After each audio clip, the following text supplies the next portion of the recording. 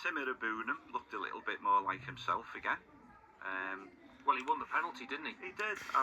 You know, sometimes people say, well, he's half a second late and letting the pass go because he gets caught with the ball sometimes.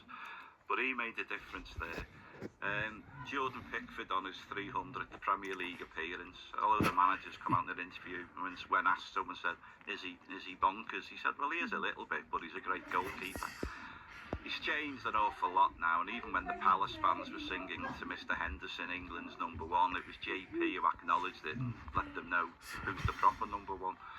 So what a way for Hill Dickinson that some away fans are saying is comparable with a library at times, which I think you witnessed on Monday night. But to get a late winner, the place, the incident that got it going was that free kick when James Garner was trying to take the kick. And Pino was in his way and he shoved him a little bit. That got the crowd going then, because that was before we'd scored, wasn't it? It was about 2 or 3 minutes before we'd scored. So overall, a fantastic thing to get a late winner. The referee, I'm sure his watch must have gone funny, because where he got all that time from at the end of the game, because it was just going on and on and on and on and on. I'm sure people missed 3 trains. The game went on that long, but a fantastic atmosphere. I think it's the first time we'd witnessed that at the Hill Dickinson, and it was great to see. So I've got to say, Dan, you got the acoustics right in that place, mate. And it's the team that needs to get the fans going sometimes, and that's what happened yesterday. 0800 731 9333. Do you want to agree with Tony there? Do you want to make your own point as well, Everton fans? Ben. Where do we start with the Reds at the moment? Then it's 3 defeats in a week. Is this just a blip or a bigger reason to worry? Do you think? I think it's a blip.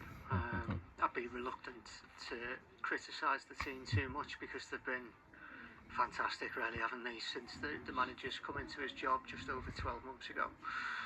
So I would hope it's a blip. But there are a few signs which make me worry a little bit. And what are they? Well, just defensively, to be honest, is the big one. But the fact that the team doesn't really look like a cohesive unit all over the pitch. It seems to be a collection of individual players rather than an actual team at the moment. And that is slightly understandable when you look at the sheer volume of transfers that the club did in the summer. I did go on record over the summer and say that I was worried about the amount of signings. Okay, they're all fantastic players in their own right, but bedding in that many players very quickly is always going to be tough, and you are going to have teething problems no matter how good they are, and I think that is what's happening now. The late goals, you know, it was only a few weeks ago we were rejoicing at all the late goals, but it did feel like Liverpool were getting away with it by scoring the late goals. They aren't getting away with it anymore, are they? It's completely the irony there. Yeah, it's completely turned, hasn't it? And I watched the game on Saturday with my son, and I said to him on 70 minutes, there's going to be a goal here, but I couldn't tell you to which team. Like I'd say in the second half, Chelsea were slightly better, and they did create a few more chances, but it was just literally flipping a coin. It was that kind of game. It was almost like, and I said it before to Chris, it was almost like a Brendan Rodgers performance in the second half, where it was the, well, you score, but we'll score more kind of attitude. And that isn't what we've been used to under this manager. And I think that the international break for the first time in a long time has actually come at a good time for Liverpool. Do you think as well, is there a bit too much square pegs in round holes situation? I mean, Liverpool ended up with 2 midfielders in the back 4 by the end of the game. Yeah. Were you listening to the podcast I did last week? Because that's exactly the phrase that I said. I wasn't. I will catch up on it. It's on my list. Yeah. But yeah, great minds. You are correct, though. We've said it numerous times. For the first time ever, I think Arne Slot's substitutions can be questioned, because, you know, taking off. And he's done it before and it's worked, so you've got to give him that. And it happened last year away to Nottingham Forest, where he took Canate off and he dropped Gravenberch deep. But that was a different kind of game against a different type of team. The setup was completely different. On Saturday, we did it again. Joe Gomez must be thinking on the bench, thinking, you know, the the allegedly fourth choice, or maybe third choice centre half, is out for the season, and Joe Gomez isn't getting a sniff at all. That's quite worrying for him, isn't it? When you've got a ready-made centre half that you can play him for 45 minutes. I don't think anyone would have an issue with that.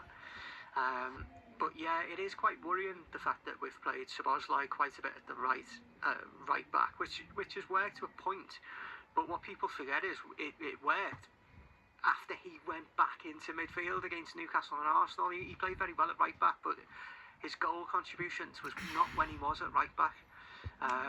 So yeah, it's a bit hard. The problem is, though, at the moment Bradley is not pulling up any trees. Frimpong isn't pulling up any trees. There's people now questioning whether Bradley is good enough, for example. And I don't know if that's fair or not, because we still really, if you look back at Conor Bradley's Liverpool career, he's never really had a consistent run of games. He's come into the scene when Trent was injured for what I would say a maximum of 5 to 10 games off the top of my head. I don't know. There's definitely a player there, but he's not a Trent Alexander-Arnold. He's a totally different kind of player. He's looking a bit rash at times at the moment. He either gets too tight and fouls him, but I do think that is a real problem area for Liverpool at the moment. Yeah, it could be. I mean, the thing about Frimpong is he hasn't really played at right back for Liverpool very often, has he? He played against but if you look at Europe in the wing. Yeah, if you look at all the games, every game's a different right back. Sometimes 2 or 3 in the same game. And likewise on the other side, and then we will move on. Kirkes, I got really, really annoyed when he wimped out that tackle. The 50. Well, he maybe didn't wimp out of it. He should have won the ball there, and he didn't.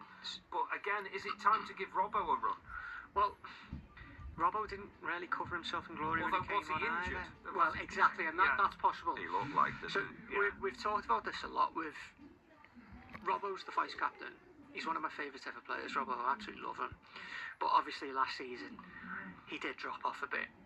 But the point I alluded to earlier with the sheer volume of changes that we had in the summer, the way Jurgen used to do it, and I'm not criticising Slot for how he wants to do it, but Jurgen, more often than not, when he signed players, he bedded them in slowly. Like Fabinho didn't get a sniff until about November. The same for Andy Robertson. I don't think Andy Robertson played more than a handful of games before the Christmas festive period, but the season he signed.